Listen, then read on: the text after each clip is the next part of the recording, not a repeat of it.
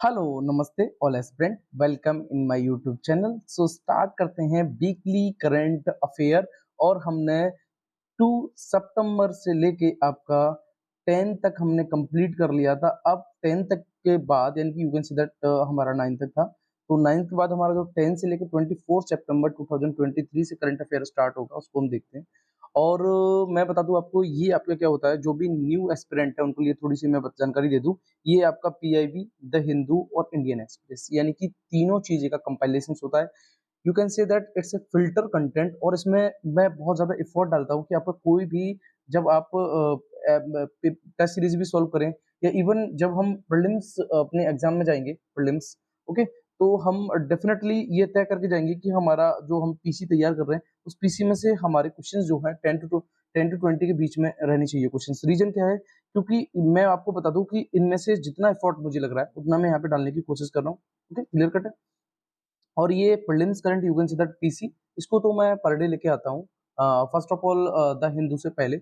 और थोड़ा सा मैं आपको जानकारी और दे दूं, द हिंदू ने बहुत से रेस्ट्रिक्शंस लगाए हुए हैं कि आप उसको पीडीएफ फॉर्म में नहीं पढ़ा सकते। रीजन क्या, स्ट्राइक आ जाती है यूट्यूब पे।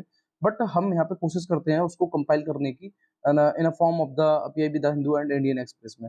और जो भी सोर्स मुझे मिलता है कि हमारे यूपीएससी के प्रीलिम्स के लिए बहुत ज्यादा इंपॉर्टेंट है, उसको यहाँ पे हम जरूर डिस्कस करते हैं। ओके, सो स्टार्ट करने से पहले हम एक विचार देखते हैं। आज रास्ता बना लिया है तो कल मंजिल मिल भी जाएगी। हौसलों से भरी ये कोशिश एक दिन जरूर रंग लाएगी। देखिए मैं बता दूं, 2023 का जब यूपीएससी एग्जाम हुआ तो उसमें बहुत से बच्चे निराश हुए। रीजन क्या था कि पहले तो जीएस पेपर फर्स्ट ने ही अपना पैटर्न चेंज कर दिया। इवन सी सेट का भी पैटर्न चेंज था थोड़ा सा डिफिकल्टी था, क्वेश्चन लग रहे थे हम कर लेंगे बट ऐसा नहीं हुआ, है ना। और करंट की तो मैं यहाँ पे श्योरिटी लेता हूँ कि करंट आपका डेफिनेटली श्योर होगा। जीएस पेपर वन देने जाएंगे और सी सेट को भी हम लोग स्टार्ट करेंगे दिसंबर के बाद। ओके, और उसमें हम सी सेट का एक एमसीक्यू कोशिश ये करेंगे कि वो आपका मैथमेटिक्स एंड रीजनिंग का होना चाहिए। ओके, सो ये वीकली कंपाइलेशन होता है और मैं आपको श्योरिटी देता हूँ कि जब आप वीकली कंपाइलेशन या फिर आप कंप्लीटली 90 डेज का हमारा ये होने वाला है, you can say that prelims current, अगर आप इसको कंपाइल करके अगर एक बार रीड कर लेते हैं और अगर आप क्वेश्चंस लगाते हैं किसी भी टेस्ट सीरीज के, तो मैं डेम श्योर हूँ कि आपके क्वेश्चंस डेफिनेटली सॉल्व होंगे। रीजन क्या है? ये बहुत फिल्टर कंटेंट है। ओके, सो हम स्टार्ट करते हैं अपना। हम उनको देखने की कोशिश करेंगे जैसे आपका सीरिया, है ना। तो एक्चुअली मैं सीरिया के जो पीएम थे वो अभी चाइना पहुंचे हैं, तो इसलिए थोड़ा सा न्यूज में रहा क्योंकि आफ्टर वॉर के बाद ये पहली बार हुआ है कि सीरिया के यू कैन सी दैट जो पीएम साहब हैं वो कहाँ पहुंचे हैं, चाइना में, तो इसलिए न्यूज में रहा। अब इसके बॉर्डर शेयरिंग कंट्री हमारे यूपीएससी के लिए क्या इंपॉर्टेंट है?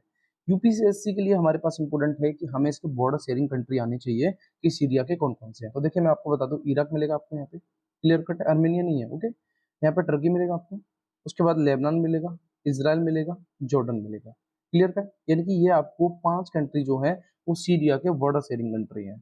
उसके बाद थोड़ा सा हम आ जाएंगे इधर साइड में, हमें क्या मिल जाएगा, Mediterranean Sea. Okay, and Black Sea हमें नॉर्थ साइड में, वेस्ट साइड में मेडिटेरियन सी, क्लियर कट है यहाँ तक। तो ये आपको याद रखना था कि सीरिया के बॉर्डर शेयरिंग कंट्री कौन कौन से हैं। थोड़ा सा आप इसको पॉइंट से याद कर सकते हैं, जैसे आपका यहाँ पे मिल जाएगा, जैसे हम पढ़ लेते हैं ना, जैसे कुछ भी कर सकते हो, जेल टी या कुछ भी निकाल सकते हो। जैसे यहाँ पे मिला हमें जेल, ठीक है, और टी, यहाँ से भी आप निकाल सकते हो। और मैं थोड़ा सा और बताने की कोशिश करूंगा, इटली सुनी होगी, है ना। तो इटली आप इस ऐसे निकालेंगे, इटली जे, यानी कि जेम्स इटली खाता है, ऐसे आप हिसाब लगा सकते हैं कि सीरिया में जेम्स क्या करता है, इटली खाता है। अब कैसे निकालेंगे आप, J4 आपको मिल जाएगा यहाँ पे जॉर्डन, क्लियर कट है। और I4 आपको मिल जाएगा इराक, ओके। और T4 आपको मिल जाएगा टर्की, ओके। और आपको L4 मिल जाएगा आपको लेबनान, ओके, क्लियर कट है। और I4 आपको मिल जाएगा इसराइल, क्लियर कट हो गया। तो आपने कैसे याद किया कि सीरिया में James, you can say that James क्या खाता है, इटली। ओके, ऐसे सेंस लगाएंगे। ओके, तो J4 आपका क्या रहेगा, जॉर्डन रहेगा। और 2 आई है, एक इराक है और एक इसराइल है आपका। और T4 टर्की, L4 लेबनान हो गया, क्लियर कट है। यहाँ तक आप में देख लेंगे। आगे चलते हैं, फिर क्या मिलता है हमें, फिर हमें मिल जाता है अल्जीरिया। अल्जीरिया के जो बॉर्डर शेयरिंग कंट्री है उनको देखने की कोशिश करेंगे हम, क्या है, तो अल्जीरिया बहुत ज्यादा न्यूज में रहा। तो देखिए ट्यूनिशिया की अगर हम बात करें तो ये आपका कहाँ पड़ जाएगा, थोड़ा सा मैं इसको और शॉर्ट कर ले रहा हूँ। ट्यूनिशिया आपका कहाँ मिल जाएगा, नॉर्थ ईस्ट में, तो यहाँ आप देख रहे हैं ट्यूनीशिया आपको नॉर्थ ईस्ट में मिल गया। ओके, लीबिया की बात करेंगे जो आपको कहाँ मिलेगा, ईस्ट में मिलेगा।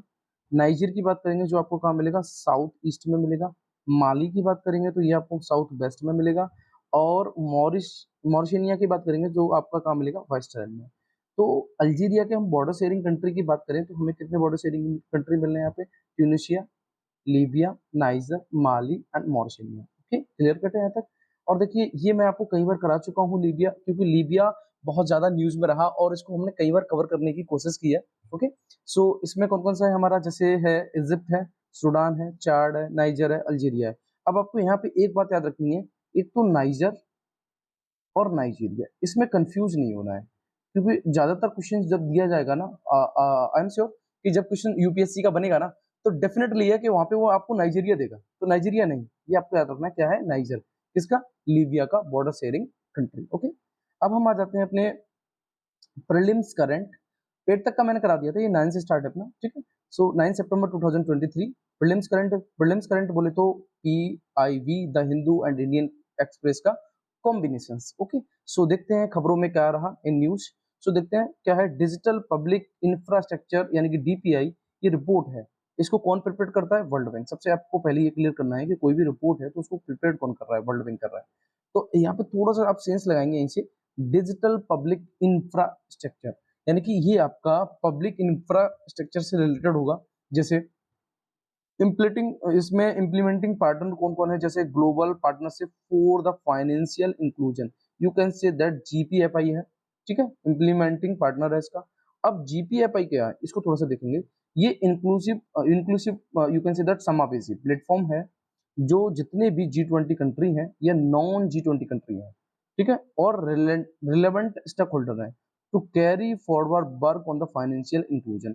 अगर मान लीजिए कि अब फाइनेंशियल इंक्लूजन की बात अगर हमें करनी है, ठीक है, तो उसमें आपके G20 भी कंट्री होंगे, नॉन G20 कंट्री भी होंगे, और जो उससे रिलेवेंट स्टेक होल्डर है वो भी इसमें इंक्लूडेड होंगे। ओके, सो ये सब किसमें आ जाते हैं, ये आ जाते हैं आपके global partnership for the financial inclusion में। ओके, और ये आपकी इम्प्लीमेंटिंग पार्टनर है किसकी, डिजिटल पब्लिक इंफ्रास्ट्रक्चर की, जिसको वर्ल्ड बैंक प्रिपेयर करता है।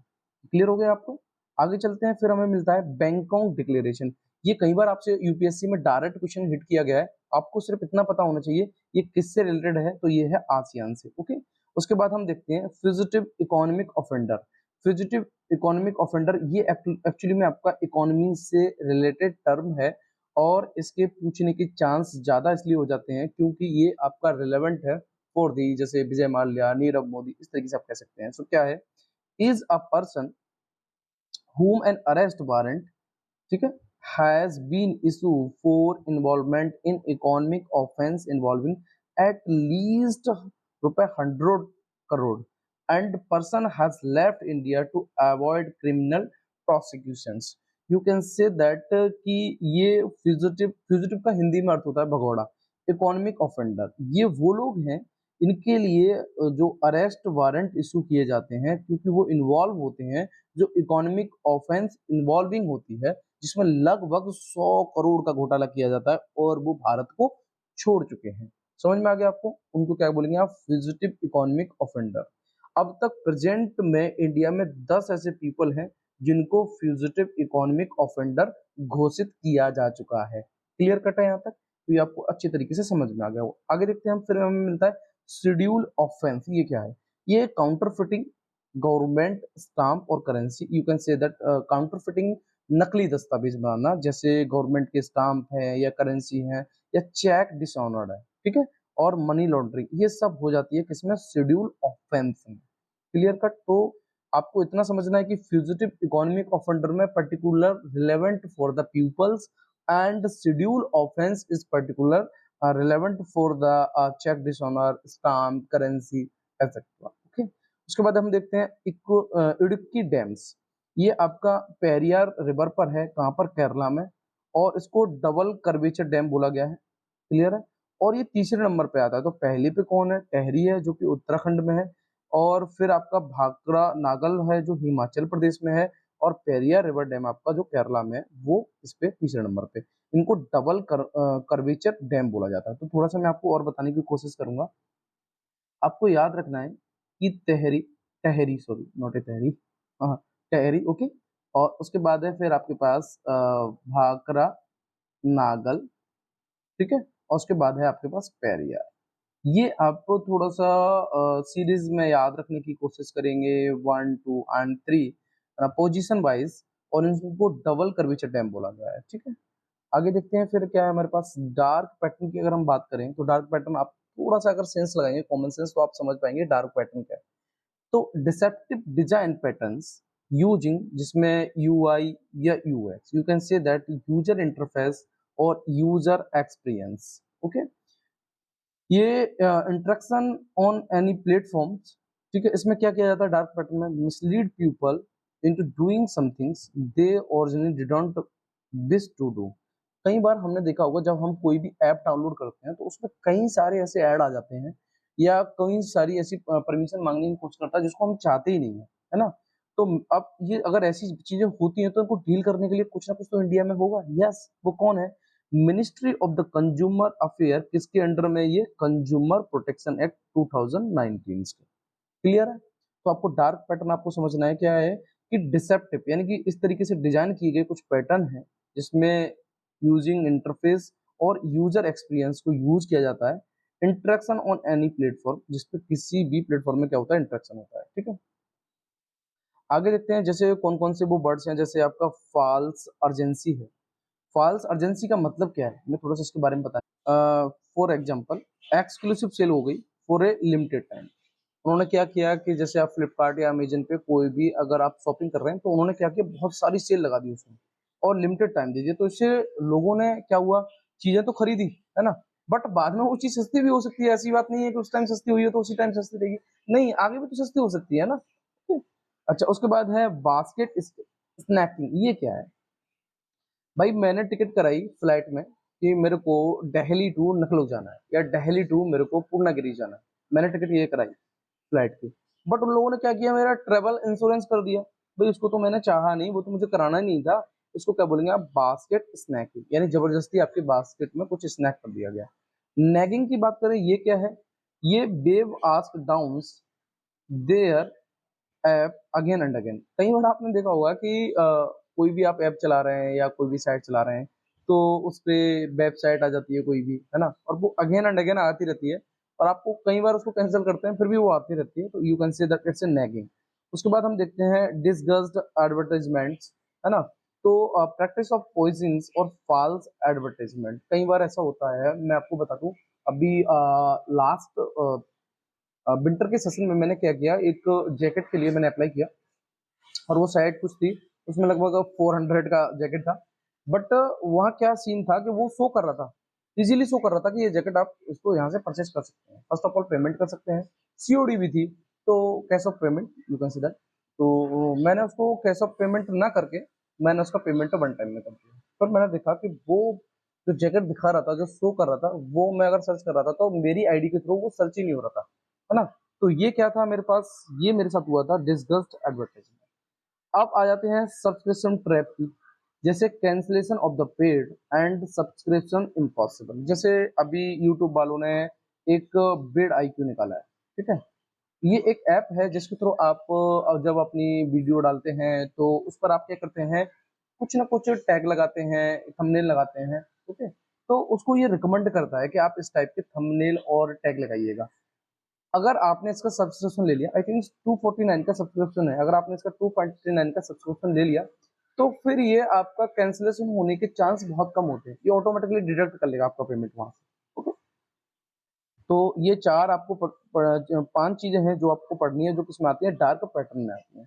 उसके बाद हम आ जाते हैं स्वच्छ वायु सर्वेक्षण 2023 की बात अगर हम करें तो इसकी ये जो इनिशिएटिव है इसको स्टार्ट किया गया था bye the ministry of the environment, forest and climate change, you can say that MOEF आन ट्रिपल सी। ये जैसे सिटी हैं, जैसे कौन कौन सी आप सेल्फ असिस्ट करेंगे on the Prerna portal online पर। तो प्राण जो आपका प्रेरणा पोर्टल है उस पर ये क्या करेंगे, सेल्फ असिस्टेड करेंगे खुद को सिटी, ठीक है। स्वच्छ वायु सर्वेक्षण 2023 के अकॉर्डिंग। अच्छा, इसके असेट्स की बात करें तो जैसे आपका सॉलिड वेस्ट मैनेजमेंट है या फिर रोड डस्ट मैनेजमेंट है, ठीक है। बेस की बात करें तो city actions plan and air quality. Okay, so अब हम नेक्स्ट आ जाते हैं, क्या है हमारे पास, अब हम आ जाते हैं 10 सितंबर 2023 का प्रीलिम्स करंट जो PIB the Hindu Indian express का कंपाइलेशन है उसको देखते हैं। नैरोबी डिक्लेरेशन, आपको सिर्फ इतना याद रखना है कि ये किस में काम करता है, तो ये रिफॉर्म की बात करता है, कैसे, मल्टीलेटरल फाइनेंशियल सिस्टम। तो फर्स्ट ऑफ ऑल आपको इतना पता होना चाहिए कि नैरोबी डिक्लेरेशन जो है वो फाइनेंशियल सिस्टम से रिलेटेड है, क्योंकि आपके कई बार एमसीक्यू ऐसे बन जाते हैं। और ये एनुअल क्लाइमेट फाइनेंशियल फ्रीज है, और जिसमें लगभग $100 बिलियन की बात होती है। अब देखिए, हम लोगों ने चंद्रयान 3 भेजा, इसी तरीके से जापान ने भी अपना भेजा, कौन सा, स्लिमेक्स एंड एक्सरिमस, जापान एरोस्पेस एक्सप्लोरेशंस। तो इसकी एजेंसी की बात करें तो ये जो है वो जाक्सा है, यानी कि Japan aerospace exploration agency, you can see that JAXA. इसने लॉन्च किया H2A रॉकेट्स, जो कैरिंग करेगा किसको, स्लिम मून लैंडर है ये आपको याद रखना है। स्लिम क्या है आपका, मून लैंडर है। और एक्सरिज्म ये आपका स्पेस टेलीस्कोप है। तो एक आपका मून लैंडर जाएगा और एक आपका स्पेस टेलीस्कोप जाएगा।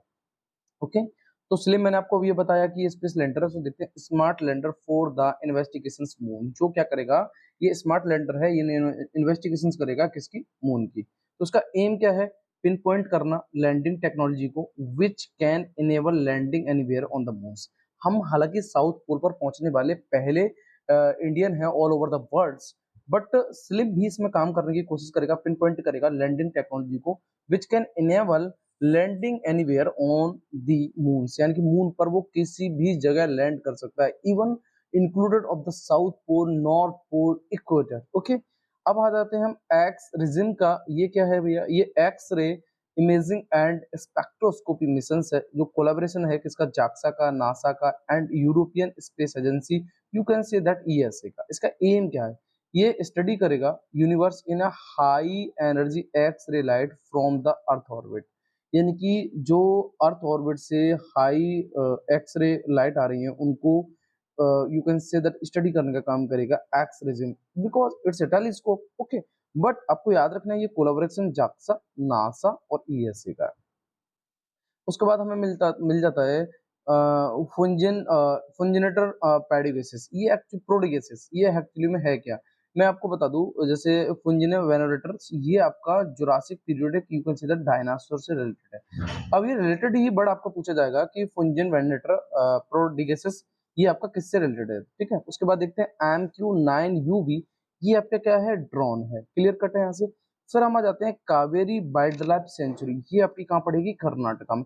देखिए, कावेरी वाली जो आपकी रिवर है वो बहुत ज्यादा न्यूज में रही, तो आपको ये भी पता करना चाहिए कि कावेरी वाइल्ड लाइफ सेंचुरी है ये कहाँ पर है, इसलिए मैंने इसको वन लाइन में डाल दिया है कि आपकी कर्नाटका में पड़ती है। ओके, उसके बाद हम आ जाते हैं, फिर हमें मिलता है इंक्रीमेंटल कैश रिजर्व रेशियो, यानी कि ICRR। तो CRR तो हमने पढ़ा है, ICRR क्या होता है, एडिशनल कैश बैलेंस है that RBI can ask bank to maintain over and above CR for the specific periods, you can say that कि अगर हमें CRR से ऊपर मेंटेन करना है अपना, ठीक है, तो उसमें आरबीआई आस्क करती है बैंकों से, ठीक है, कि भाई आप एडिशनली कैश बैलेंस हमसे ले सकते हैं अगर आपको उससे CRR से ऊपर आपको क्या करना है, मेंटेन करना है। ओके, क्लियर कट है, तो इसको बोलते हैं ICRR। उसके बाद हम आ जाते हैं गति शक्ति जो आपका है विश्वविद्यालय, तो इसकी लोकेशन की बात करें तो आपका बड़ोदरा गुजरात में है। ये स्टेबलाइज कब हुआ था, ये हुआ था एक्ट ऑफ पार्लियामेंट एक्ट 2023 के थ्रू। उसका गोल की बात करें तो इंडिया फर्स्ट यूनिवर्सिटी है in the transportation and logistics के लिए। तो देखिए, ट्रांसपोर्टेशन एंड दी लॉजिस्टिक के लिए हमारी पहली यूनिवर्सिटी जो बनी है बड़ोदरा गुजरात में, जिसको हमने गति शक्ति विश्वविद्यालय के नाम से जाना गया। उसके बाद हम स्पॉन्सर्ड की बात करते हैं, तो मिनिस्ट्री ऑफ द रेलवे इसका क्या है, स्पॉन्सर्ड है। ओके, फिर हम आ जाते हैं, हमारे लिए टर्मोलॉजी है चिरियाल स्क्रॉल पेंटिंग, ये आपको मिलेगी तेलंगाना में। तो उसकी लोकेशन आपको जरूर याद रखनी है कि चिरियाल स्क्रॉल पेंटिंग आपको कहाँ मिलेगी, तेलंगाना में। और इसके पॉपुलर और मॉडिफाई वर्जन की बात करें तो ये नकाची आर्ट्स का पॉपुलर एंड मॉडिफाई वर्जन है, ठीक है, क्या, चिरियाल स्क्रॉल पेंटिंग्स। ये इसमें क्या है, स्टोरी टेलिंग बताई गई है, जैसे आपका welder community, you can say that काकी पेडागुलू। तो काकी पेडागुलू या फिर आप इसको वेल्डर्स कम्युनिटी कह सकते हैं। तो ये नकाची जो आर्ट्स है ना, वो आपका पॉपुलर और मॉडिफाइड वर्जन है किसका, चेरियल स्क्रॉल पेंटिंग्स का। क्लियर कट है। अब उसके बाद हम आ जाते हैं सॉवरन ग्रीन बॉन्ड्स स्कीम की बात करें तो ये एसजीबी, इसको गवर्नमेंट सिक्योरिटी एंड इशू करता है under the government security act 2006 के थ्रू। ओके, और ये इशू की जाती है RBI on the behalf of government of India. इसके टेन्योर की बात करें तो पीरियड ऑफ इसका 8 ईयर का होता है with an option of pre mature redemption after the 5th years. Minimum इसमें इन्वेस्टमेंट की बात करेंगे तो इसमें आप 1 ग्राम गोल्ड को इन्वेस्ट कर सकते हैं। ओके, उसके बाद फिर हमारे पास इंपॉर्टेंट है बरोना एक्सरसाइज जो कि इंडिया और फ्रांस के बीच है। तो थोड़ी सी आपको याद रखना है कि वरुण वरुण यानी कि कहाँ गया, फ्रांस में। ओके, नेक्स्ट हम आ जाते हैं 11 सितंबर 2023 का प्रीलिम्स करंट देखते हैं। Mars oxygen in situ resource utilisation experiment यानी कि मॉक्सी। ठीक है, ये साइंस एंड टेक का है। ये है क्या, NASA oxygen generating instruments on the preservation Mars rovers. तो जो मंगल ग्रह पर जाते हैं वहां पे ऑक्सीजन जनरेटिंग का काम करेगा ये, you can say that its instruments. Okay, has successfully completed its Mars mission. अच्छा, उसके बाद इसको डेवलप किया गया है Massachusetts institutes of the technology के द्वारा। और ये बाइबल टेक्नोलॉजी है for the astronauts on the Mars to produce oxygen for the fuel and breathe. और ये क्या करेगी आपकी एस्ट्रोनॉट्स के लिए मार्स पर, ठीक है, प्रोड्यूस करेगी oxygen for the fuel and breathe. उसके बाद हमारे पास एक और टर्म मिलता है साइंस एंड टेक्नोलॉजी का जिसका नाम है जीन ड्राइवन टेक्नोलॉजी। ये है क्या, ये आपका जेनेटिक इंजीनियरिंग है technology that modify genes and selecting inheritance certain genes को लेके। यानी कि अगर हमें कहीं भी सर्टेन जीन्स को लेके इंसर्ट करना है तो जीन ड्राइवन टेक्नोलॉजी का हम यूज करते हैं। और इसका यूज किसमें होता है, जैसे कुछ इन्वेसिव स्पेसीज हैं जैसे रोडेंट है, ठीक है, उनको कंट्रोल करने में इसका यूज होता है। और दूसरा इसके यूज की अगर हम बात करें तो ये आउटडोर ट्रायल्स है इन इंडिया, जैसे आपका ब्राजील में है एंड पनामा में है, टू जेनेटिकली मैनिपुलेट्स मॉस्किटोस। ठीक है, you can say that mosquito के थ्रू जहाँ से हमें डेंगू फैलता है उस जीन्स को कट करके वहाँ पे दूसरी जीन्स को इंसर्ट करने का काम करेगी जीन ड्राइव टेक्नोलॉजी। ये आपको थोड़ी सी सादा भाषा में समझ लेना है। अब इसके यूज की बात करें तो ये exterminate in insect such as mosquito, ये भी मैंने आपको बताया। इसका एक्सपेरिमेंट जो हुआ है वो insects you can say that mosquito को लेके है। उसके बाद हम आ जाते हैं मरक्कस, ये एक्चुअली में कहाँ पड़ता है, मोरक्को में पड़ता है। ठीक है, कंट्री है ये, यहाँ पे प्लेस है। इसकी बात करें तो मरक्कस जो है west of the foothills of the Atlas mountain. क्यों न्यूज में रहा तो थोड़ा सा आपको मरक्कस देख लेना है जो कि मोरक्को में पड़ेगा। उसके बाद हम आ जाते हैं इंडिया बायोफ्यूल इनिशिएटिव की बात करें तो कुछ इनिशिएटिव हमारे द्वारा चलाई गई जैसे सतत इनिशिएटिव है, समर्थ इनिशिएटिव है या गोवर्धन स्कीम इनिशिएटिव है। ये सारी इनिशिएटिव चलाई गई बायोफ्यूल्स के लिए। ओके, उसके बाद हम आ जाते हैं कोणार्क सन टेम्पल की बात करें या फिर आप इसको ब्लैक पकौड़ा कहते हैं। तो pakora, sorry, not a pakora, Black Pagoda. So इसकी लोकेशन की बात करें ये आपको मिलेगा पुरी एंड उड़ीसा में, बिकॉज ये आर्ट एंड कल्चर का मोस्ट इम्पोर्टेंट टॉपिक है और इससे क्वेश्चंस बनने के ज्यादा चांस रहते हैं। और ये डेडिकेटेड किसको है, सन टेम्पल को है। Okay, you can say that sun god. And stabilise की बात करें तो 13th century by the king Narasimha first के द्वारा इसको बनाया गया of the Eastern Ganga dynasty में। Okay, it is the UNESCO World Heritage sites है। यूनेस्को की कैसी साइट है, वर्ल्ड हेरिटेज साइट्स है। हमारे पास है भारत बिल पेमेंट सिस्टम यानी कि बीबीपीएस, ये बहुत ज्यादा न्यूज में रहा तो इसको भी हम करने की कोशिश करेंगे। ये आर्ट एंड कल्चर का है, हालांकि ये आपको क्लियर हो गया होगा। थोड़ा सा देखते हैं रिसेंट की बात करें।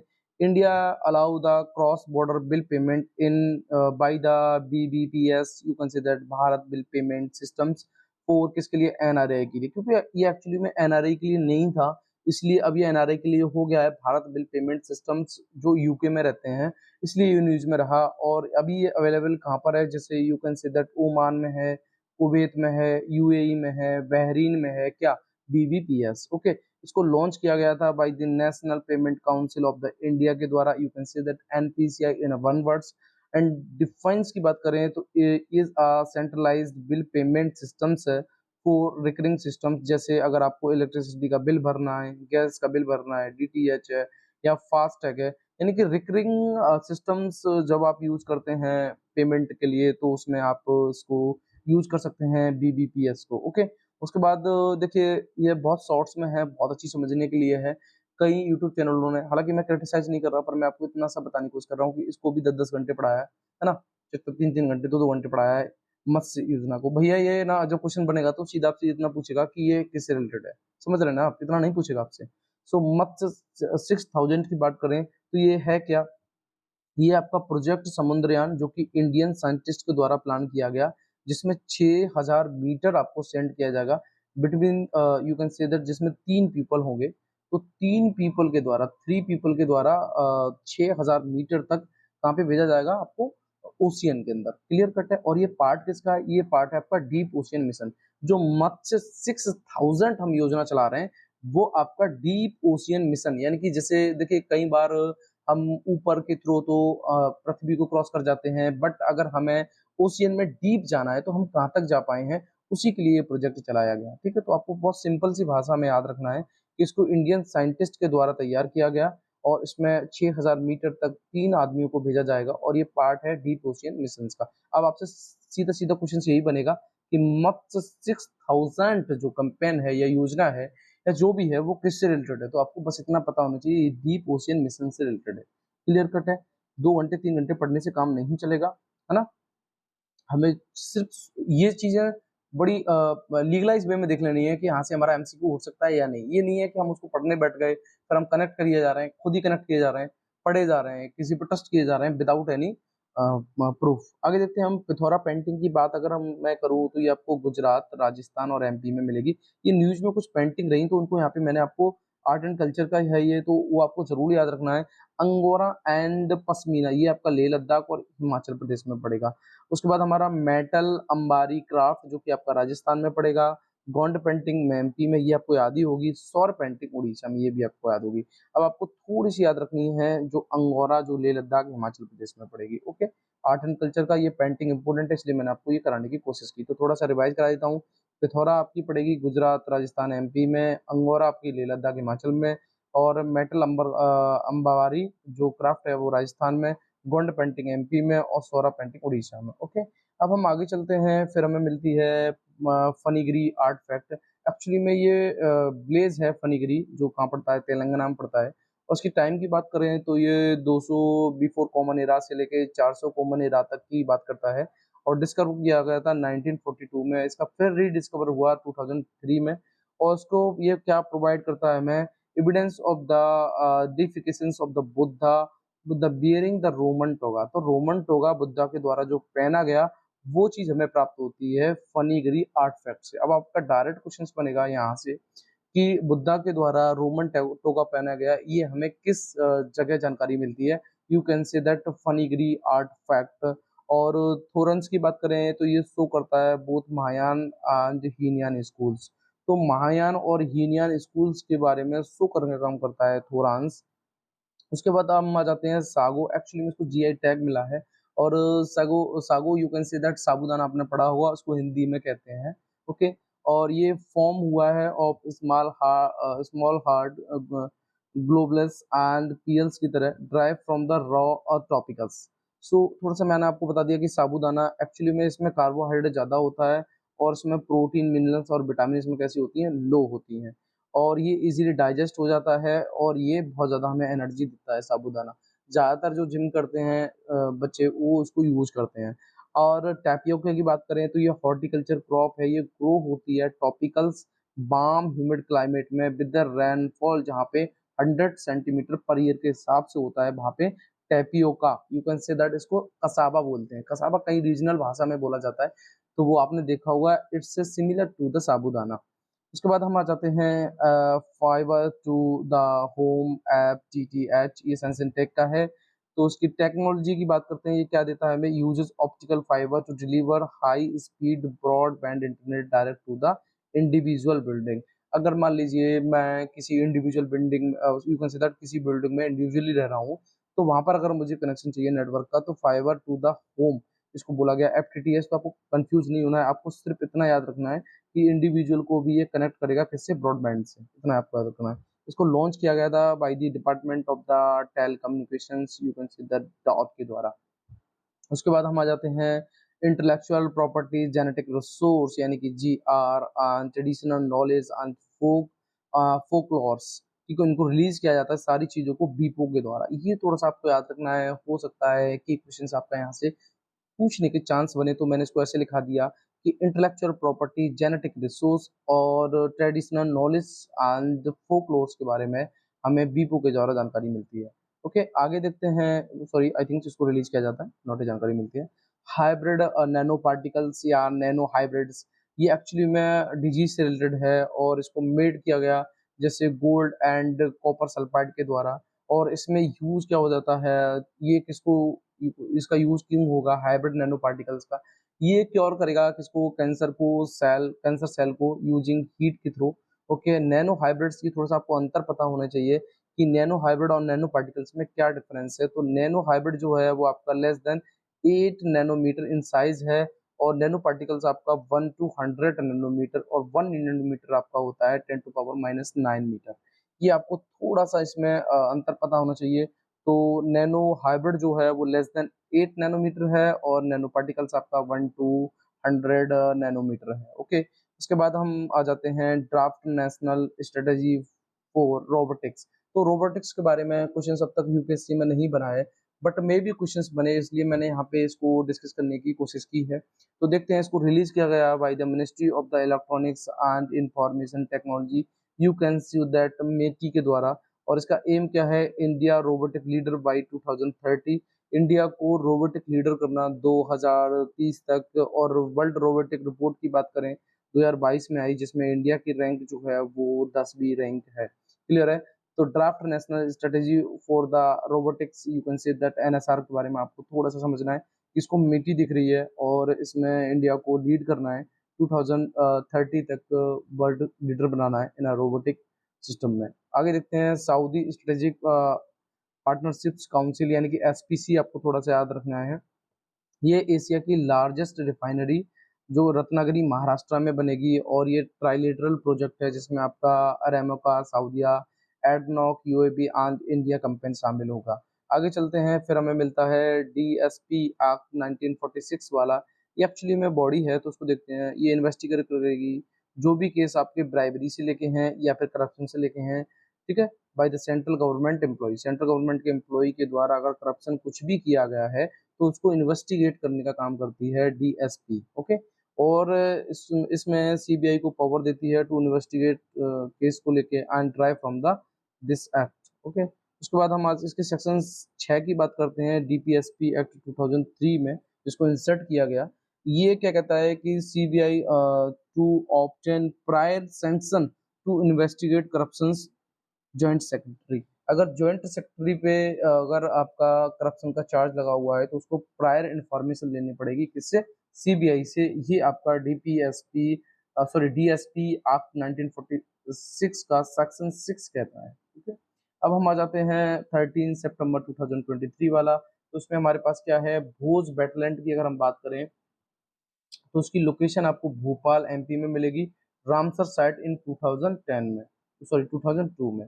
तो भोज वेटलैंड हो सकता है भोजपत्र आपको याद हो, बट भोज वेटलैंड ना याद हो, तो आपको याद रखना है कि आपका भोपाल एमपी में पड़ेगी और रामसर साइट 2002 वाली है। ठीक है, उसके 2002 में इसको शामिल किया गया। You can say that Nipah virus को मैंने बहुत अच्छी तरीके से डिस्कस कराने की कोशिश की थी और मुझे नहीं लगता कि निपा वायरस का अगर कोई भी क्वेश्चन आएगा तो आपसे छूट जाएगा। ये जूनोटिक वायरस है। जूनोटिक का मतलब है जो एनिमल टू ह्यूमन फैलता है, या फिर यू कैन से दैट ये human to animals and you can say that human to human से ये फैलता है। सो जेनेटिक वायरस है एंड ये ट्रांसमिटेड होता है from the animal to human, अभी मैंने आपको बताया। And can also transmitted from the contaminated food, और कंटामिनेटेड फूड के द्वारा भी ये फैलता है, और डायरेक्टली बिटवीन द पीपल्स, और डायरेक्ट पीपल टू पीपल भी ये फैलता है। नेचुरल होस्ट की बात करें इसके तो निपा वायरस की, जैसे fruit bats, you can say that जो कुछ चमगादड़ ऐसे होते हैं जो फ्रूट्स को खाते हैं उनको फ्रूट बैट्स कहते हैं ऑफ द फैमिली, जिसमें आपका है टेरियोपेडाइंस एंड जीनस टेरियोपस। अभी इसके लिए कोई भी वैक्सीन नहीं बना है। अब थोड़ा सा आप यहाँ पे एमसीक्यू गलत कर आएंगे जब यूपीएससी में पूछा जाएगा कि निपा वायरस के लिए कोई भी वैक्सीन अभी तक तो नहीं है, और इवन अगर कोई आती है इन द फाइनल तो हम उसको भी देखेंगे, बट अभी तक तो नहीं है। Treatment available for the people और द एनिमल्स, ना तो पीपल के लिए ना ही एनिमल के लिए कोई भी निपा वायरस की वैक्सीन नहीं है। उसके बाद हम देखते हैं spinal muscular atrophy as atrophy, you can say that SMA। ये बायो का थोड़ा सा टर्म है, इसको देखते हैं हम क्या है ये। Group of the hereditary disease, यानी कि कुछ वंशानुगत बीमारियां जो हैं that can damage and kill specialised nerve cell. जो आपका जो specialised you can say that nerve cell है, ठीक है, जो आपका in the brain and spinal cord, इन दोनों चीजों को अगर वो किल करती हैं, ठीक है, और वो भी आपका हेरिडिटरी डिजीज है ये थोड़ा सा आपको याद रखना है कि स्पाइनल मस्कुलर एंट्रोफी आपका you can say that hereditary disease है जो आपका डैमेज कर सकती है, जैसे आपका नर्व सेल है जो कि ब्रेन या स्पाइनल कॉर्ड को लेके है। अब ये होता कैसे है, जैसे आपका म्यूटेटेड जीन्स और मिसिंग जीन्स के द्वारा होता है, known as the cervical motor neurons in SMN1, ठीक है। उसके बाद हम आ जाते हैं, ये वॉल्केनो है क्लाइवा, जो आपका वर्ल्ड मोस्ट एक्टिव वॉल्केनो है। ये पड़ेगा कहाँ पे, ये थोड़ा सा आपको याद रखना है, हवाई US में, ठीक है। ये थोड़ा सा आपको याद रखना है। आगे देखते हैं हम, शांति स्वरूप भटनागर प्राइज, इसको अवार्ड किया जाता है ये 7 फील्ड में, जैसे आपका बायोलॉजिकल साइंस है, केमिकल साइंस है, अर्थ है, एटमॉस्फेयर है, ओशियन है, प्लेनेटरी साइंस है, और ये गिवन किया जाता है, हर साल दिया जाता है। इसके नेम की बात करें तो इसके founder director of the council of scientist and industrial research, यानी CSIR के जो फाउंडर थे, ठीक है, उनके नाम से इसको रखा गया शांति स्वरूप भटनागर। तो ये आपको जरूर याद रखना है कि पॉइंट एक्चुअली में ये हर साल 7 फील्ड में दिया जाता है। भटनागर नाम से आपने कई इंटर कॉलेज देखे होंगे, ओके। एलिजिबिलिटी की बात करें तो citizen of the India and up to the age of 45 year, Shanti Swarup Bhatnagar में। OCI भी इसमें एलिजिबल होता है, PIU भी इसमें एलिजिबल होता है। OCI you can say that overseas citizen of the India and person of the India origin, you can say that PIU, okay. उसके बाद नायमा एयरफील्ड, ये आपको जरूर याद रखना है, ये आपका लद्दाख में है।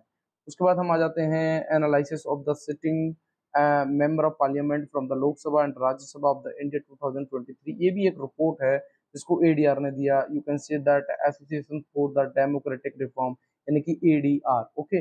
उसके बाद हम आ जाते हैं building materials and climate constructively a new culture report, जिसको UNP ने दिया, ठीक है। ये रिपोर्ट थोड़ी सी आपको याद रखनी है कि इस रिपोर्ट को किसके द्वारा दिया गया, ओके। अब चलते हैं हम 14 सितंबर 2023 वाला, तो देखते हैं क्या है। ई कोर्ट मिशंस मोड प्रोजेक्ट की बात करें तो इसमें क्या है, नेशनल ई गवर्नेंस प्रोजेक्ट है जो ICT इनेबलमेंट करेगा, जैसे आपका डिस्ट्रिक्ट कोर्ट है, सबऑर्डिनेट कोर्ट है, उन चीज़ों को लेके, ठीक है। इम्प्लीमेंट की बात करें तो department of the justice, e committee and ministry of the law and justice. Type की बात करें, ये सेंट्रल सेक्टर स्कीम है। क्या e court mission mode project centrally sector का मतलब है जिसमें गवर्नमेंट की 100% फंडिंग होगी, क्लियर कट है। और इम्प्लीमेंट की बात करें तो ये आपको याद रखना है, department of the justice, e committee and ministry of the law and justice, clear cut है। आगे देखते हैं, फिर हमारे पास है जेनरेटिव AI, यानी कि JAI। ये साइंस एंड टेक का वर्ड्स है, तो देखते हैं क्या है।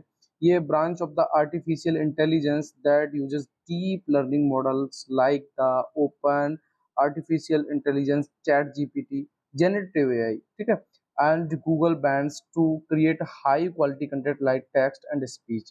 तो यू कैन से दैट ये आर्टिफिशियल इंटेलिजेंट जनरेटिव का मतलब ये है कि ये आपका यूज करता है डीप लर्निंग मॉडल्स को, जैसे आपका ओपन आर्टिफिशियल इंटेलिजेंस, ChatGPT को लेके है, गूगल बैंड्स को लेके है, ओके।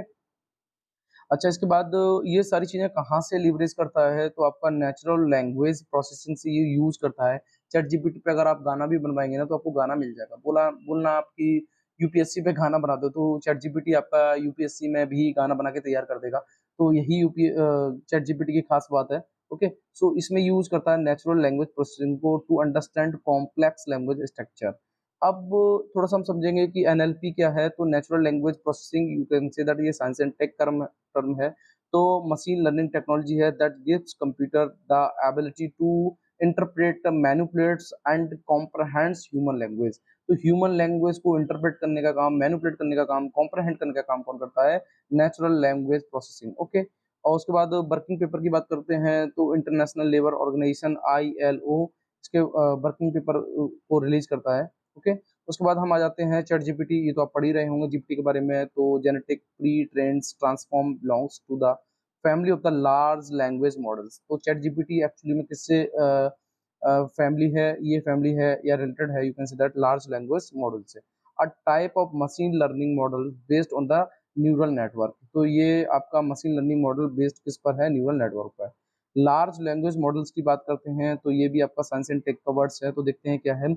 ये आपका डीप लर्निंग एल्गोरिथम होती है जिसमें ये आपका रिकॉग्नाइज करता है, समराइज करता है, ट्रांसलेट करता है या प्रेडिक्ट करता है एंड जनरेट करता है content using the every large database को लेके। क्या, लार्ज लैंग्वेज मॉडल्स। ठीक है, तो ये डीप लर्निंग एल्गोरिथम्स है जिसका काम है रिकॉग्नाइज करना, समराइज करना, ट्रांसलेट करना एंड प्रिडिक्ट करना। उसके बाद हम आ जाते हैं प्रधानमंत्री उज्ज्वला योजना। ये आपने बहुत पहले पढ़ी होगी। इसको स्टार्ट किया गया था 2016 में। इसका ऑब्जेक्टिव क्या है, प्रोवाइडिंग करना deposit free LPG connections to women from the poor household को लेके। इसकी नोडल मिनिस्ट्री की बात करें तो ministry of the petroleum and natural gas इसका क्या है, नोडल मिनिस्ट्री है।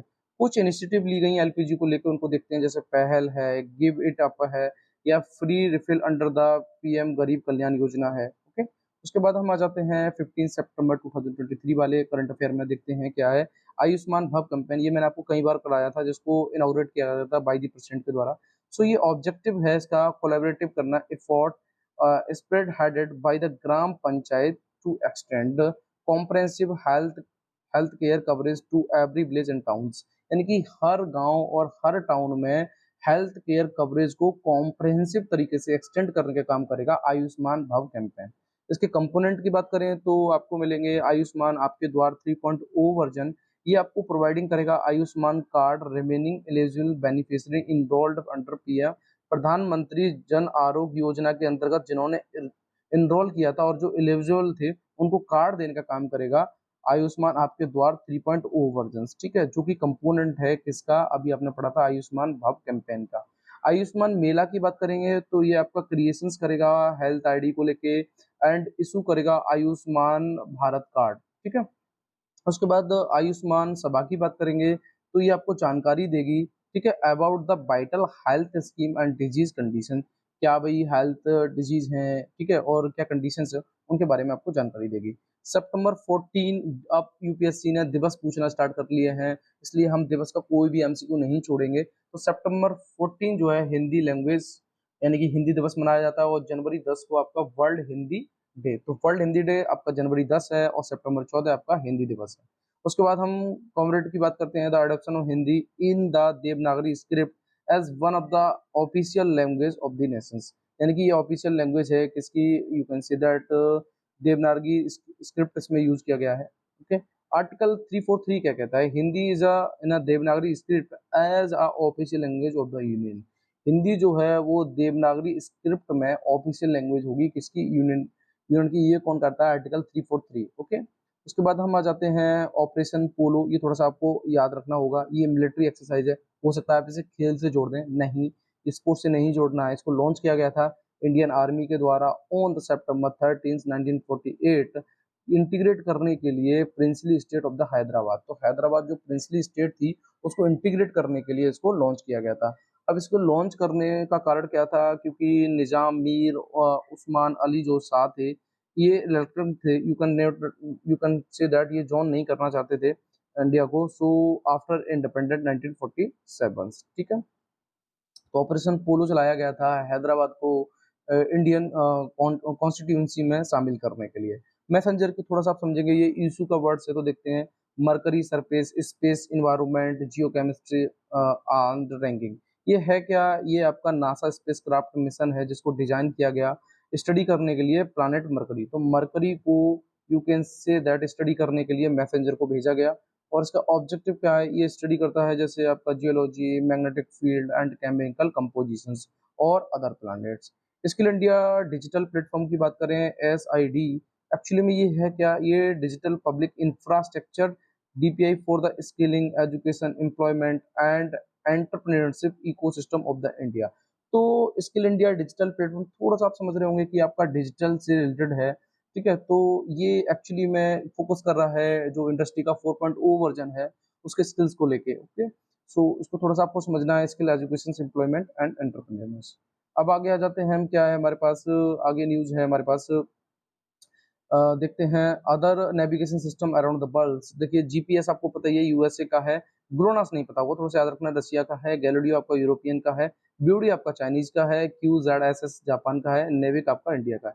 तो ये हो सकता है आपका जब यूपीएससी में क्वेश्चंस बने तो वो आपसे पेयरिंग में पूछ ले, तो थोड़ा सा आपको याद रखना है, ठीक है। उसके बाद देखते हैं नेविक की बात करें तो navigation with the Indian constellations और Indian regional navigation satellite system भी बोलेंगे किसको हम, नेविक को। अब हम जीपीएस की जगह नेविक को क्यों यूज करेंगे, रीजन बता दूं।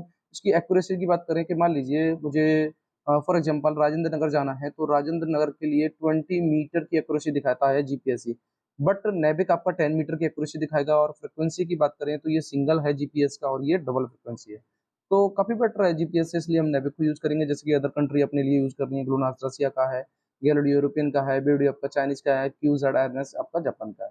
उसके बाद हम आ जाते हैं नेशनल जुडिशियल डेटा ग्रिड यानी कि एनजेडीजी।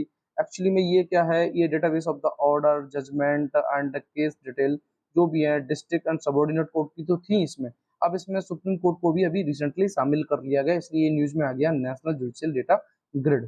ठीक है, ये क्या क्रिएट करता है, as a online platform as a part of the e code project. ठीक है, वर्क की बात करेंगे तो ये मॉनिटर करता है जैसे tool manage and reduce pendency of the case, तो केस की जो भी पेडेंसी है उसको रिड्यूस करने का काम करता है ये। इसकी रीजन की बात करें तो include for the dealing in the NJDG and land dispute also recorded. और इसमें एक बात और है, मैं बता दूं आपको, जो केस चलते रहते हैं वो तो होते ही हैं, इसमें लैंड डिस्प्यूट को भी इसमें शामिल किया गया। ओके, लीबिया की बात करें तो लीबिया में कोई भी परमानेंट रिवर नहीं है, पहली बात आपको इतना समझना है। और दूसरा, इसका हाईएस्ट पॉइंट है वो बिक्कू बिट्टी है, और अख्तर इसका माउंटेन है।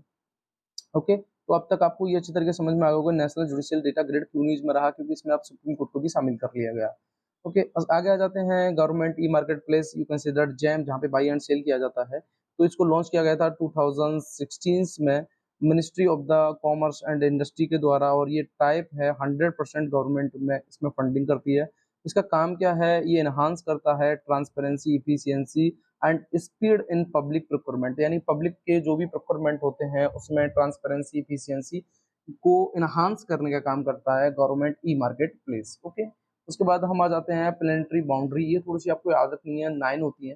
तो is a set of the planetary within the which humanity can continue to develop and thrive for the generation of to come. यानी कि प्लेनेटरी बाउंड्री का मतलब है जैसे आपका क्लाइमेट चेंज है, बायोस्फीयर इंटीग्रिटी है, लैंड सिस्टम चेंज है, फ्रेश वाटर चेंज है, बायोकेमिकल्स फ्लोज है, नोवल एंटिटीज है, एंड स्ट्रेटोस्फीयर ओजोन डिप्लेशंस है, एरोसल लोडिंग है, या ओशियन एसिडिफिकेशंस है। एक्चुअली में ये जो 6 चीज आपको दिख रही हैं, तो वो ब्रीच हुई हैं ह्यूमन एक्टिविटी के द्वारा, जैसे क्लाइमेट चेंज को लेके है, या बायोस्फीयर इंटीग्रिटी को है, लैंड सिस्टम चेंज को लेके है, फ्रेश वाटर चेंज को लेके है, या फिर बायोकेमिकल्स फ्लोज को लेके है। रेड फायर अंट की बात करें तो ये वर्ल्ड मोस्ट इन्वेसिव स्पेसीज है, ये आपको याद रखनी है, जो यूरोप में फर्स्ट टाइम देखी गई थी। ओके, उसके बाद हम 17-18 सितंबर की बात करेंगे। रीजन क्या है कि दोनों दिन ज़्यादा कुछ न्यूज़ नहीं थी, इसलिए मैंने इंक्लूड किया है। जैसे मेरी माता मेरा देश कैंपेन, ये nationwide and people lead initiative है to commemorate 75 year of the India's independence, यानी लगभग हमें 75 साल हो चुके हैं आज़ाद हुए, तो उसी को कमेमोरेट करने के लिए मेरी माता मेरा देश कैंपेन चलाया गया, और ये सेलिब्रेट किया गया। इसके कई achievement of the nations and involving paying tribute to the वीर्स, यानी कि जो वीर्स हैं, यू कंसीडर्ड हमारे जो वीर हैं, उनको ट्राइब्यूट यानी यू कंसीडर्ड नजराना दिया गया, who protect our nations. Okay, उसके बाद हम बात करते हैं ग्लोबल डेप्थ मॉनिटर की, तो इसको रिलीज किया गया था इंटरनेशनल मॉनिटरी फंड यानी कि आईएमएफ के द्वारा। ये थोड़ा सा आपको याद रखना है, ये रिपोर्ट्स है, ग्लोबल डेप्थ मॉनिटर को आईएमएफ के द्वारा रिलीज किया गया। उसके बाद हम आ जाते हैं unified portal for agriculture statics, you can say that UPSG portal, जिसको लॉन्च किया गया था ministry of the agriculture and farmer welfare के द्वारा। और इसका गोल क्या है, गोल है पोर्टल को स्टैंडर्डाइज करना, डेटा ऑन प्राइस को लेके है, या प्रोडक्शन को लेके है, एरिया को लेके है, ईल्ड को लेके है, एंड ट्रेड को लेके है। ये सारी चीजों को स्टैंडर्डाइज करने का काम करता है unified portal for the agriculture statics. और ये प्रमोट करता है डेटा जो आपका ड्राइवन किया गया है डिसीजंस मेकिंग के थ्रू, और portal will perform advanced analytics. Okay, उसके बाद हम देखेंगे हुंगा टुंगा एरप्शंस, ये आपका वॉल्केनो है। फर्स्ट ऑफ ऑल आपको ये याद रखना है कि हुंगा टुंगा क्या है, ये एरप्शंस है, और ये आपका टोंगा आइलैंड्स पे हुआ है, जो कि आपका साउथ पैसिफिक ओशियन में पड़ता है। ओके, उसके बाद हम आ जाते हैं goods and service tax appellate tribunals, you can say that G stats बोलेंगे। तो G stat is a statutory body है, और ये आपका सेंट्रल जीएसटी एक्ट 2017 के अंतर्गत आती है, और ये आपका अपील्स को हियर करती है against the order passed by the appellates authority and revisional authority. तो अपीलेट अथॉरिटी और रिविजनल अथॉरिटी के द्वारा जो भी you can say that order pass किए गए हैं, उनको अपील करने का काम करती है, हियर करने का काम करती है हियर।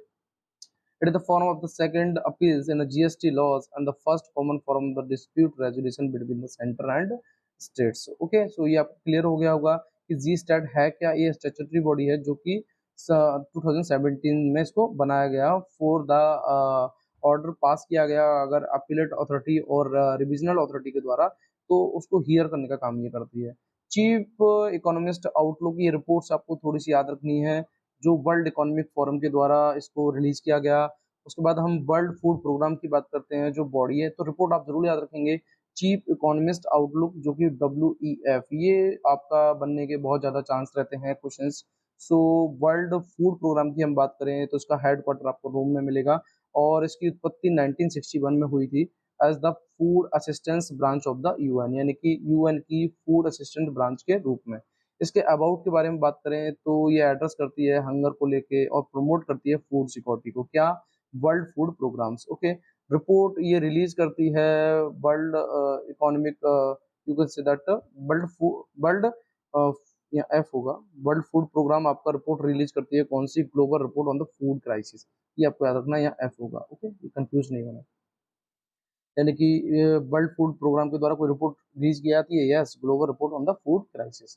19 सितंबर 2023 का देखते हैं हमारे पास क्या करंट न्यूज है, जो PIB, द हिंदू और इंडियन एक्सप्रेस का कॉम्बिनेशन होगा। सो देखते हैं यहाँ पे नर्मदा रिवर की हम बात करें तो इसका ओरिजिन हुआ है अमरकंटक रेंज, जो कि आपका MP में पड़ती है, और ये फिफ्थ लार्जेस्ट रिवर है इन द कंट्री। और इसके ट्रावर्सेस की बात करते हैं तो ये कहाँ-कहाँ से बहती है, जैसे MP है, महाराष्ट्र है, गुजरात है। मीट की बात करेंगे तो ये कहाँ मिलती है, गल्फ ऑफ कैम्बे में मिलती है। कौन-सी रिवर है आपकी? नर्मदा रिवर। कन्फ्यूज़ नहीं होना है, अच्छे तरीके से आपको देख लेना है, ये न्यूज़ में रही। उसके बाद ये फ्लो होती है विद्या रेंज और सतपुड़ा रेंज के बीच में। और ट्राइब्यूट्स की बात करें, इसकी कौन-कौन सी ट्राइब्यूटरीज़ होती हैं, जैसे बुरहान है, हेलॉन है, हेरन है, कुंजर है, एटसेट्रा बहुत सारी होती हैं। डैम्स की बात करें तो इसमें बहुत से डैम होते हैं, जैसे 2-3 डैम आपको याद रखने हैं, सरदार सरोवर डैम्स, रानी अवंतीबाई सागर डैम्स और महाश्वेर डैम्स, ठीक है? ये 3 डैम्स आपको बहुत अच्छे तरीके से आने होने चाहिए कि सरदार सरोवर डैम, रानी अवंतीबाई सागर डैम्स और महाश्वेर डैम्स, ठीक है? और थोड़ा-सा मैं रिवीजन बता दूँ आपको, इसमें आपको विद्या और सतपुड़ा रेंज ज़रूर याद रखनी है नर्मदा रिवर के लिए, और गल्फ ऑफ कैम्बे में ये मिलती है, ये थोड़ा-सा आपको याद रखना है, ओके? फिफ्थ लार्जेस्ट रिवर है। एक्सपोसैट की बात करें, ये साइंस एंड टेक का वर्ड्स है हमारे पास। तो हम इसको देखने की कोशिश करते हैं एक्सपोसेट को। तो ये स्टडी करेगा आपका वेरियस जो डायनामिक्स होती हैं, bright astronomical X-ray source in extreme condition and provided vital information on the nature and behaviour of the celestial object. जो सेलेस्टियल ऑब्जेक्ट होते हैं उनके बारे में हमें वाइटल इन्फॉर्मेशन देगा एक्सपोसैट, ओके। उसके बाद इसको बिल्ड किसने किया गया है? इसरो और रमन रिसर्च इंस्टीट्यूट के द्वारा। और उसके पेलोड्स भी होंगे, यस, 2 पेलोड्स हैं, कौन से? पॉलिक्स और एक्सपेसैक्स। तो पॉलिश बोला गया आपका पोलरीमीटर इंस्ट्रूमेंट्स एक्स-रे, और एक्सपेसैक्ट बोला गया आपका X-ray spectroscopy and timings, okay. आगे चलते हैं, फिर हमें मिलता है advance manufacturing release a new narrative. इसको वर्ल्ड इकोनॉमिक फोरम के द्वारा रिलीज़ किया गया। WEF का हमें कोई भी रिपोर्ट नहीं छोड़नी है, ज़रूर याद रखनी है, क्योंकि इसके क्वेश्चन्स बनने के ज़्यादा चांस रहते हैं। तो advance manufacturing release a new narrative, इसको वर्ल्ड इकोनॉमिक फोरम के द्वारा रिलीज़ किया गया। उसके बाद हम आ जाते हैं land port authority of India, इनकी LPI। इसका काम क्या है? ये आपका डेवलप करेगा, सैनिटाइज़ करेगा एंड मैनेज करेगा जो भी फैसिलिटी होती हैं for the cross border movement of the passenger and goods at designated points, जहाँ हमें जाना है along the international border of the India. तो लैंड पोर्ट्स अथॉरिटी का काम ये होगा कि भई ये डेवलप, सैनिटाइज़ और मैनेज करने का काम करेगा, ठीक है? पैसेंजर के लिए जो भी हमारा डेज़िग्नेटेड पॉइंट है।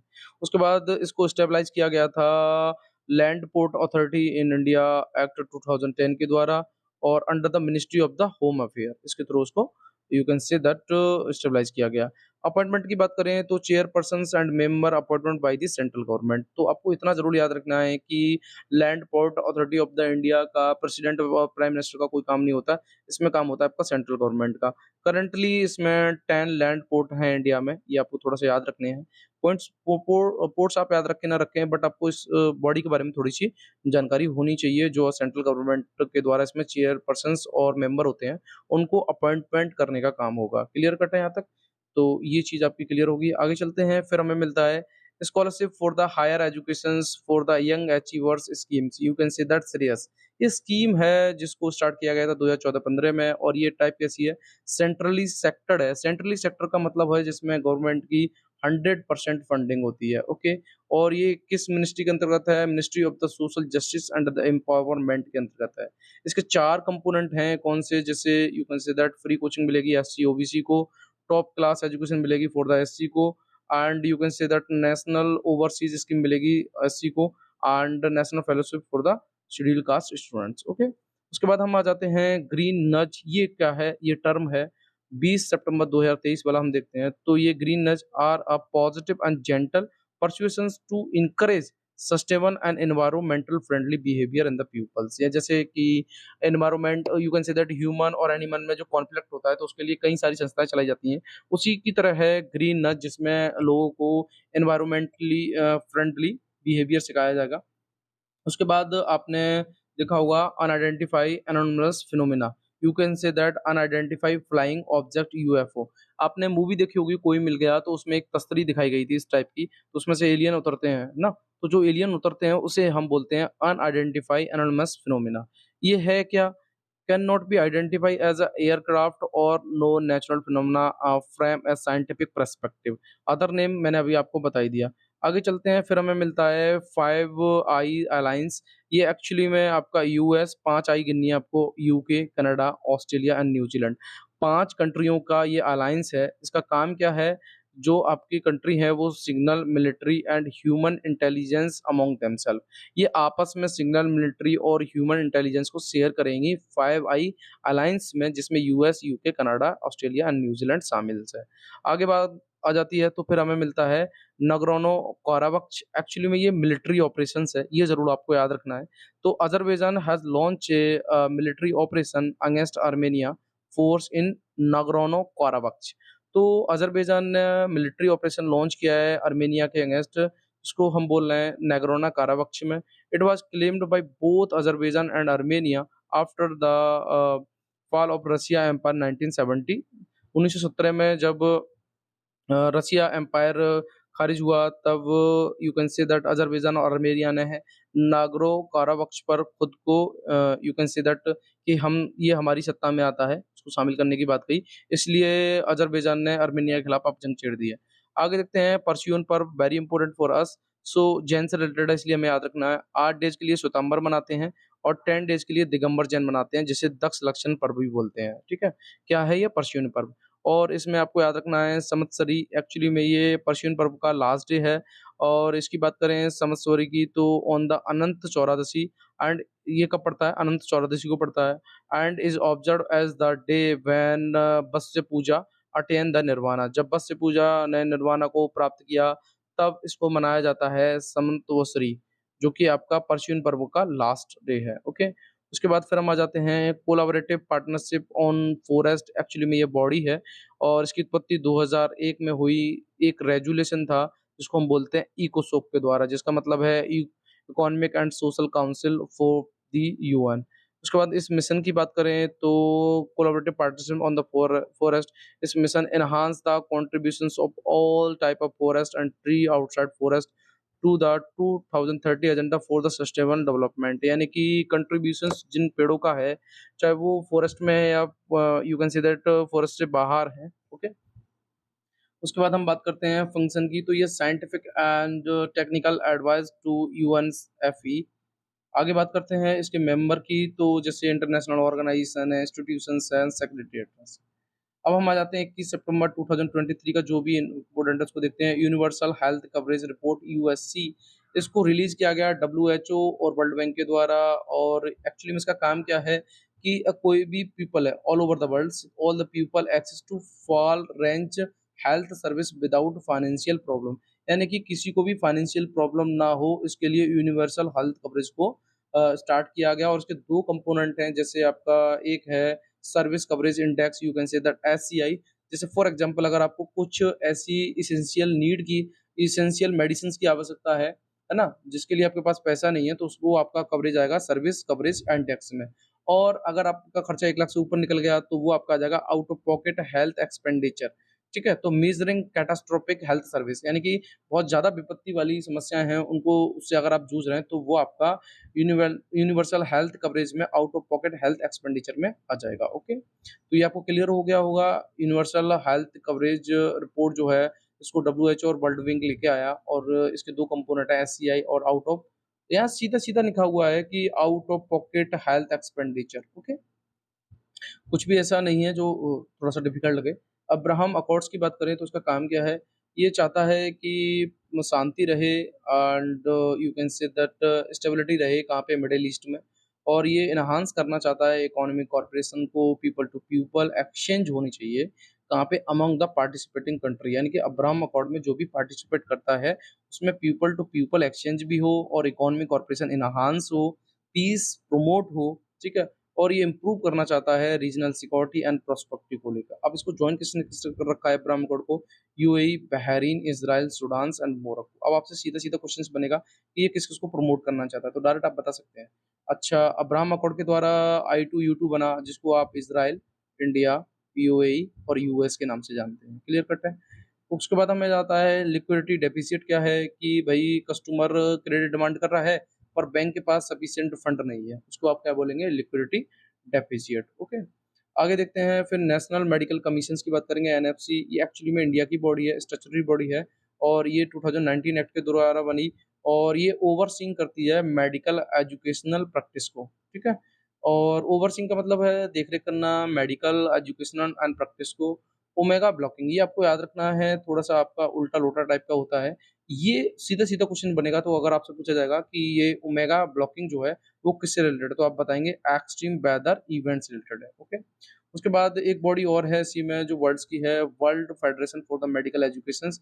ये वर्ल्ड बॉडी है, फाउंडिंग ऑर्गेनाइजेशन इसके डब्ल्यूएचओ, वर्ल्ड मेडिकल एसोसिएशंस है, इसको स्टेबलाइज़ किया गया था 1970 में और ये नॉट फॉर प्रॉफिट बॉडी है, ये एनहांस करती है quality of the medical education of the worlds. Clear है?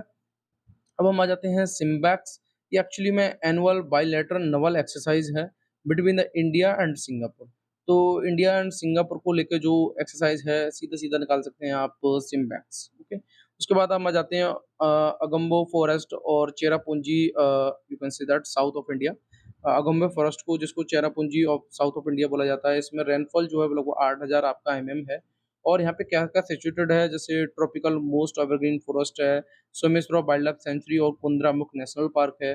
उसके बाद natural habitat of king cobra, जिसको कोबरा कैपिटल बोला जाता है। ये सब कहाँ पड़ेंगे? अगम्बे फॉरेस्ट में। क्लियर कट है? उसके बाद हम आ जाते हैं तुंगेश्वरा वाइल्ड लाइफ सेंचुरी, जो कि आपकी महाराष्ट्र में मिलेगी और तुंगेश्वरा ये किसको डेडिकेटेड है? लॉर्ड शिवा को। ये टेम्पल भी है और ये बिटवीन कहाँ पड़ेगी आपकी? संजय गांधी नेशनल पार्क और तंसा वाइल्ड लाइफ सेंचुरी में। मिथुन की बात करें तो ये आपका स्टेट एनिमल है अरुणाचल प्रदेश और नागालैंड का। Mithun you can say that as like the gaur, पर गौर से छोटा होता है। Similar to the gaur, gaur भैंस की तरह होता है, you can say that Indian bison but are smaller in the size. 22 सितंबर 2023 की बात करें तो क्या न्यूज़ में रहा, तो स्टैच्यू ऑफ वननेस, तो आदि शंकराचार्य जो कि आपका एमपी में है। स्टैच्यू ऑफ द यूनिटी आपका ये आपको पता ही होगा सरदार वल्लभ भाई पटेल जो कि गुजरात में है। स्टैच्यू ऑफ द इक्वलिटी आपका वैष्णविता Ramanuja and statue of the peace जो कि जैन आपके विजय बल्लवा सूरीसंवर। और स्टैच्यू ऑफ द प्रॉस्पेरिटी की बात करेंगे तो नंद प्रभु जो आपके खेमपेड़ा बेंगलुरु में। तो ये कुछ स्टैच्यू हैं जो आपको याद रखनी है। स्टैच्यू ऑफ वननेस अभी इनॉग्रेट की गई इन एमपी बाय, जो किसके लिए है? आदि शंकराचार्य के लिए है, इसलिए ये सारी स्टैच्यू मैंने नीचे लिख दी। क्लियर कट है? आगे आ जाते हैं, वेनेडियम की एलिमेंट से रिलेटेड है, तो प्रेजेंट ये बॉक्साइट में होता है, फॉसिल फ्यूल्स में होता है एंड मीटरोइड्स में भी प्रेजेंट होता है। ये फाउंड होता है गल्फ ऑफ खंबा जो कि आपका गुजरात में पड़ता है। और इसके बाद हम बात करते हैं मेजर रिजर्व के चाइना, रसिया, अफ्रीका में है और चाइना आपका मेजर रिजर्व तो है उसके पास, पर ये लार्ज प्रोड्यूसर और कंज्यूमर दोनों है और लार्जेस्ट एक्सपोर्टर कौन है? वो है ब्राज़ील, ठीक है? इंडिया की बात अगर हम वेनेडियम की करते हैं तो कर्नाटका, महाराष्ट्र और उड़ीसा में वेनेडियम का रिज़र्व ज़्यादा है और वेनेडियम प्रोड्यूस की बात करें तो अरुणाचल प्रदेश सबसे ज़्यादा प्रोड्यूस करता है। 11th मई को आप नेशनल टेक्नोलॉजी डे के नाम से जानते हैं और 23 अगस्त को आप नेशनल स्पेस डे के नाम से जानते हैं। तो डे आपको नहीं छोड़ने हैं क्योंकि यूपीएससी ने डे पूछना स्टार्ट कर दिए हैं। क्लियर कट है? तो आपको यहाँ पे याद हो गया हुआ है वेनेडियम के क्या-क्या पढ़ना है हमें। आगे आ जाते हैं हम बेसल थर्ड नॉर्म्स हमें क्या बताता है? ये इम्प्रूव करता है, improve the banking sector ability to absorb shock जो भी you can say that shocks you can say जैसे फाइनेंशियल एंड इकोनॉमिक स्ट्रेस से कोई भी अगर प्रॉब्लम अराइज़ हो रही है तो उसको सॉल्व करने का काम करता है वेसल थर्ड्स। इसको डेवलप किया गया था वेसल कमिटी के द्वारा, ठीक है? जिसमें आपका फाइनेंशियल क्राइसिस 2007 और 8 में इसको अ, इनिशिएट किया गया।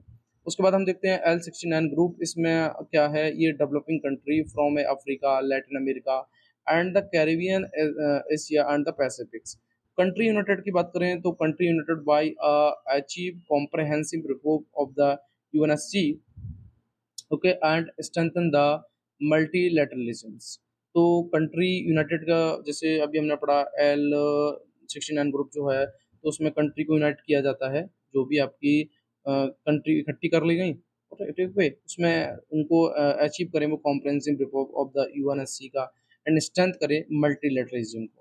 इंडिया लीडिंग मेंबर है यस जी L69 का। उसके बाद हम आ जाते हैं low low power small range यानी कि low power small range FM LPSR FM ये रेडियो ब्रॉडकास्टिंग के लिए है।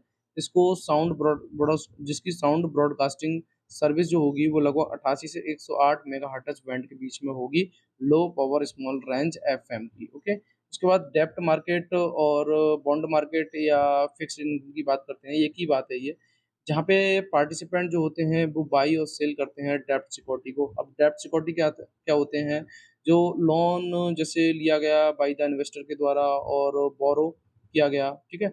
Which can be government corporations और अदर एंटिटी, ओके? उसके बाद डेब्ट इंस्ट्रूमेंट्स की बात डेब्ट सिक्योरिटी आपको समझ में आ गई। कुछ डेब्ट इंस्ट्रूमेंट्स भी होते होंगे यस, जैसे बॉन्ड्स है, ट्रेज़री बिल्स है और पार्टिसिपेटरी नोट्स है और कई वेरियस फिक्स्ड इनकम प्रोड्यूसर्स हैं, ओके? अब हम देखते हैं 23 सितंबर 2023 का लास्ट हमारा पीसी है, you can say that PC बोले तो प्रीलिम्स करंट जैसे अभी न्यूज़ में रही ड्यूगोंग जो कि आपका जिसको आप सी काऊ भी बोलते हैं। तो अभी रिसेंट की क्या बात है कि इंडिया का पहला कंज़र्वेशन रिज़र्व बनेगा ड्यूगोंग के लिए, कहाँ पे गल्फ ऑफ मन्नार में जो कि आपका पाक वे में पड़ता है, किसके द्वारा? By the Tamil Nadu government. उसके बाद थोड़ी-सी इसकी बात करते हैं, ये हर्बीवरस मैमल्स है और वो भी ओनली है, ये ध्यान रखना है आपको। फाउंड होता है 30 कंट्रीज़ में, इंडिया में gulf of Mannar, gulf of Kutch, पाक वे, अंडमान निकोबार में। आईयूसीएन में ये वल्नरेबल है और वाइल्ड लाइफ प्रोटेक्शन एक्ट 1972 में शेड्यूल फर्स्ट में है और साइट्स में अपेंडिक्स फर्स्ट में है। पुनीत सागर अभियान जो कि ओशन से रिलेटेड है, ये लॉन्च किया गया नेशनल कैडेट कॉर्प्स के द्वारा एनसीसी के द्वारा और इसका ऑब्जेक्टिव है nationwide campaign to clean sea source, ठीक है? जिसमें आपकी प्लास्टिक को लेके और जो अन्य वेस्ट मटेरियल को हटाने के लिए और ये लोगों को जागरूक करता है about the importance of the cleanness. Cleanness के बारे में लोगों को जागरूक करता है, ओके। अबाउट एनसीसी की बात करें तो जैसे youth wing of the Indian arm force army navy air force ये सब इसमें होती है एनसीसी में। हेडक्वार्टर की बात करें तो न्यू दिल्ली में है और इसका ऑब्जेक्टिव क्या है? It is a open school and college students on volunteer basis to develop the youth of country into disciplinary and proactive citizens। Okay? तो अब आगे देखते हैं पीएम केयर फंड इसमें एक्स ऑफिशियो चेयरमैन कौन है? Prime minister and ex officio trustee आपके होंगे ministry of the defence, ministry of the home affair, ministry of the ex officio. इसका ये क्या है? Entirely of the voluntary contributions है फ्रॉम द इंडिविजुअल भी कर सकते हैं, ऑर्गेनाइजेशन भी कर सकते हैं and does not get any budgetary support. तो पीएम केयर फंड को कोई भी बजटरी सपोर्ट नहीं मिलता, ये आपको याद रखना है, ये आपका एमसीक्यू बनने के पूरे चांस रहेंगे, ओके। आगे देखते हैं पर्पस की, तो जैसे आपका combating containment and reflect effort against the corona virus outbreak and similar emergency distance. अब इसको बनाया क्यों गया कि जैसे अगर पीएम केयर फंड पहले होता तो कोरोना वायरस में हमें इतनी समस्याएं नहीं देखनी पड़ती, तो भविष्य में ऐसी कोई समस्या आ सकती है तो उसको भी उसके लिए बनाया गया। आगे देखते हैं फिर लोरा लोरा आपको याद रखना है लॉन्ग रेंज सॉरी लोरा आपको याद रखना है लॉन्ग रेंज रेडियो टेक्नोलॉजी जो का आपका बैंकिंग से रिलेटेड है। ये थोड़ा सा आप याद रखेंगे जैसे अगर एक बैंक से दूसरे बैंक में पैसा ट्रांसफर करना है लोकल एरिया नेटवर्क में तो आप लोरा के थ्रू करेंगे। लोकल रेंज रेडियो टेक्नोलॉजी है जिसको डेवलप किया गया institutions for the development and research banking technology. अब आपसे सीधा-सीधा क्वेश्चन यही बनेगा कि लोरा जो है वो किससे रिलेटेड है? तो आप बता देंगे डायरेक्ट आपका बैंकिंग से रिलेटेड है, ओके। आगे चलते हैं, फिर हमें मिल जाता है इंडियन ओलंपिक एसोसिएशन आईओए। इसको फाउंड किया गया था 1927 में, जो आपके सर दारावाजी टाटा के द्वारा और एजी नौरेन के द्वारा। इसका ऑब्जेक्टिव क्या है? ये सिलेक्ट करता है एथलीट को और रिप्रेजेंट करता है इंडिया को, मैनेजिंग करता है इंडियन टीम को एट द ओलंपिक गेम में, एशियन गेम्स में, ईटीसी। ओके, ये नॉट प्रॉफिट ऑर्गेनाइजेशन है under the society registration act 1860 और इसमें लगभग 32 मेंबर हैं जो आपके एग्जीक्यूटिव काउंसिल में इसके हैं, उनको हेड करता है प्रेसिडेंट। और एग्जीक्यूटिव काउंसिल की बात करें तो इनका जो इलेक्शन होता है वो 4 साल में 1 बार होता है। ओके, सो आज हमने कंप्लीट अपना इतना 10 के बाद जो छूट गया था, उसको हमने कंप्लीट करने की कोशिश की है। मैं आपको प्रॉमिस करता हूँ और आपसे वादा करता हूँ कि आपका कुछ भी प्रीलिम्स करंट नहीं छूटेगा, अगर आप इस सीरीज़ के साथ जुड़े हुए हैं, तो डैम श्योर है, डेफ़िनिटली है। ओके? सो आज हम अपने सेशन को यहीं रोकते हैं, वीडियो थोड़ा-सा लंबा हो गया, आप इसको 1 या 2 बार देख लें, तो उससे आपका ये कवर हो जाएगा। Okay, thank you so much.